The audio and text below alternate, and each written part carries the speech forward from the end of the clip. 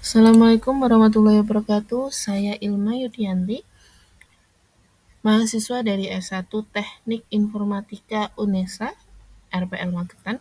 Di sini saya akan mempraktekkan praktikum subnetting. Jadi di sini kita mempunyai jaringan seperti ini. Kita setting jaringannya. Dan di sini kita mempunyai 6 PC, 2 switch, dan juga 1 router. 3 PC, kita bagi 3 PC dalam network yang berbeda. Di PC pertama, kita melakukan IP configuration, yaitu seperti ini, IP-nya 192.168.1.1, subnet max-nya itu di /26, yaitu 255.255.255.192, dan kita set default gateway-nya yaitu di 192.168.1.62.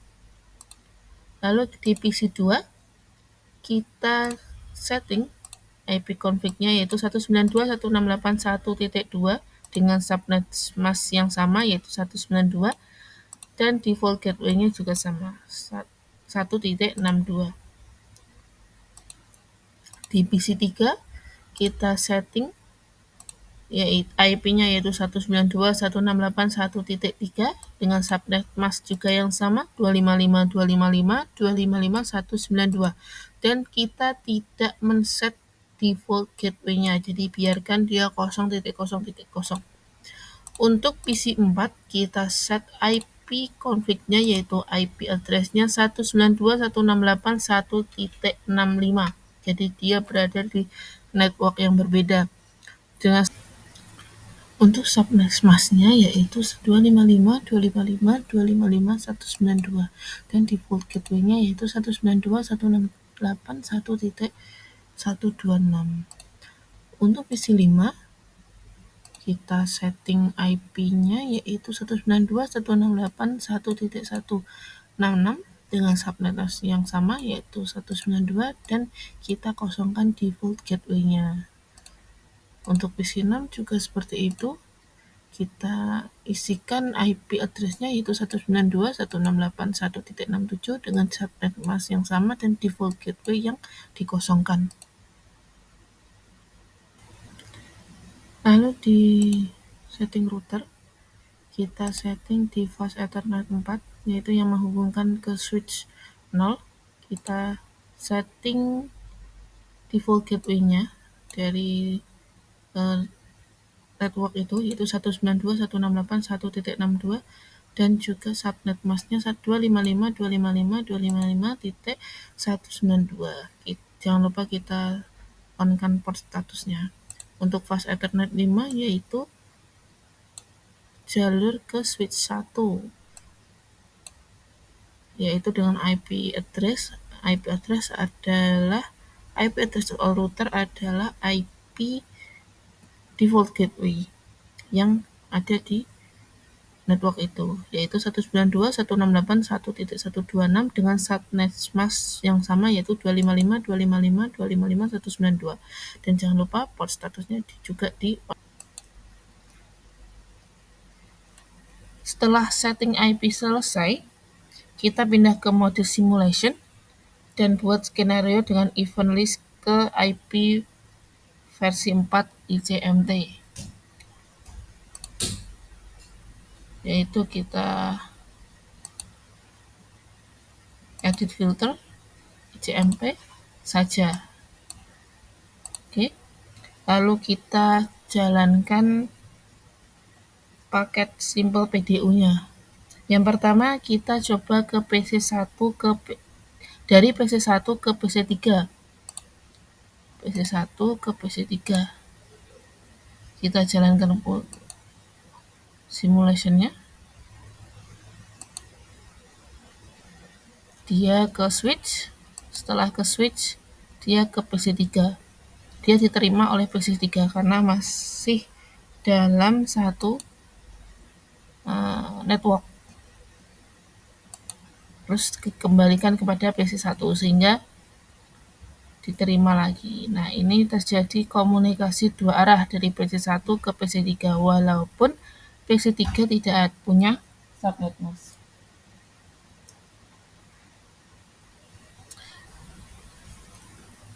Yang kedua, kita coba dari PC1 ke PC4. Dari PC1 ke PC4. Kita jalankan. Dia melewati switch, lalu nyebrang melalui router, terus ke switch 1, setelah itu diterima oleh PC4. Nah, di sini PC4 memberikan balasan lewat switch, lalu router, ke switch lagi, baru ke PC1. Nah, karena dari PC1 ke PC4 tadi, dia switch ini tidak di switch ini dia tidak menemukan IP dari PC4, IP tujuan, sehingga dia diseberangkan ke router dan mencari di manakah PC4. Sehingga terjadi komunikasi dua arah karena PC4 mempunyai IP gateway. Kita delete.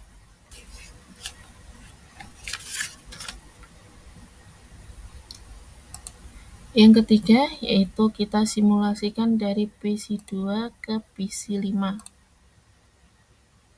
Kita jalankan. PC2 dia mencari IP tujuan, tidak ketemu di networknya sendiri, jadi dia diseberangkan melalui router. Setelah itu dari router dia ketemu bahwa IP tujuan ada di switch sebelah, lalu ke PC5. Nah, di PC5 ini dia hanya menerima tetapi tidak bisa menjawab, tidak bisa menjawab PC2. Jadi tidak terjadi komunikasi dua arah. Gitu. Lalu kita lanjut ke simulasi yang keempat. Kita kirimkan simbol PDU-nya dari PC3 ke PC6. Dia sama-sama tidak punya IP gateway.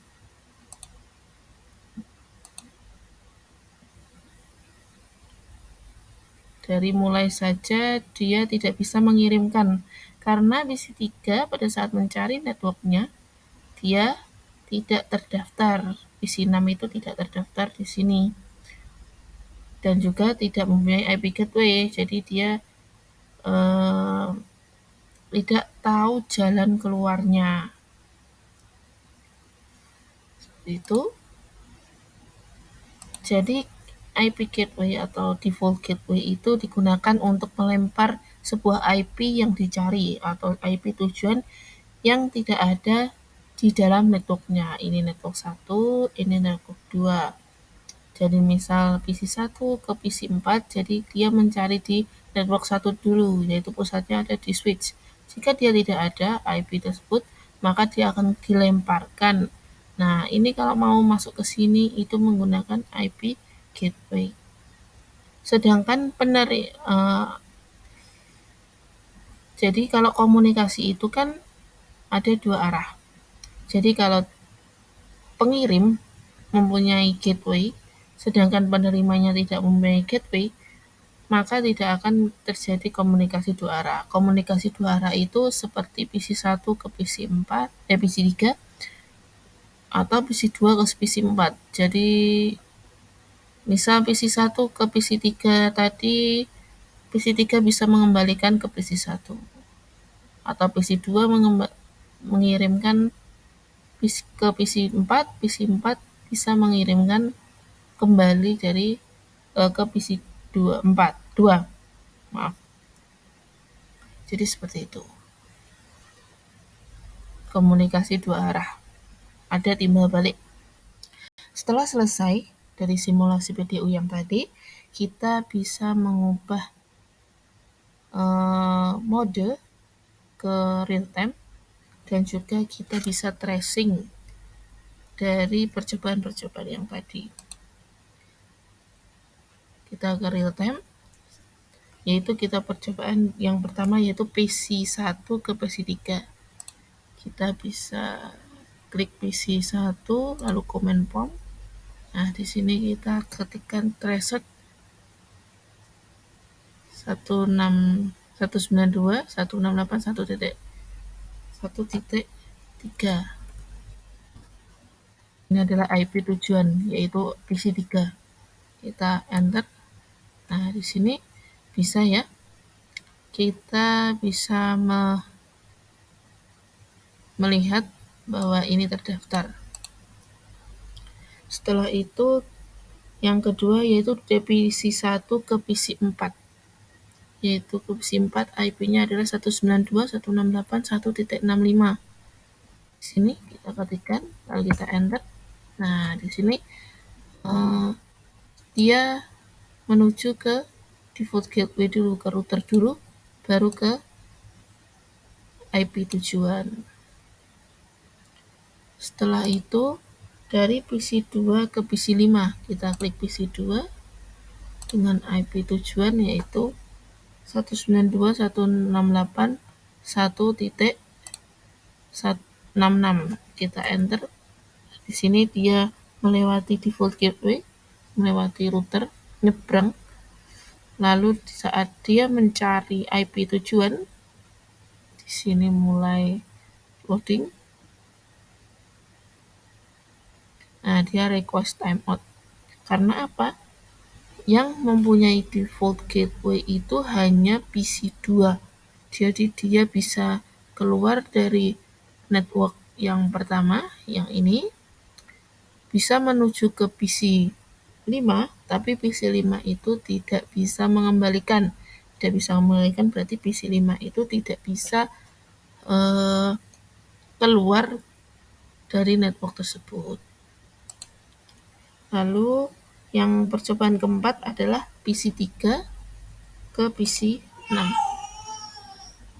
Kita coba command prompt-nya, yaitu ini, threshold 192.168.1.67. Kita enter.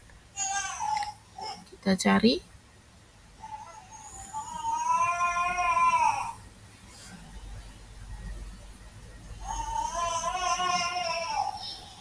Ini masih loading. Kita tunggu. Nah, di sini request timeout, jadi tidak menyentuh IP tujuan. Terima kasih. Wassalamualaikum warahmatullahi wabarakatuh.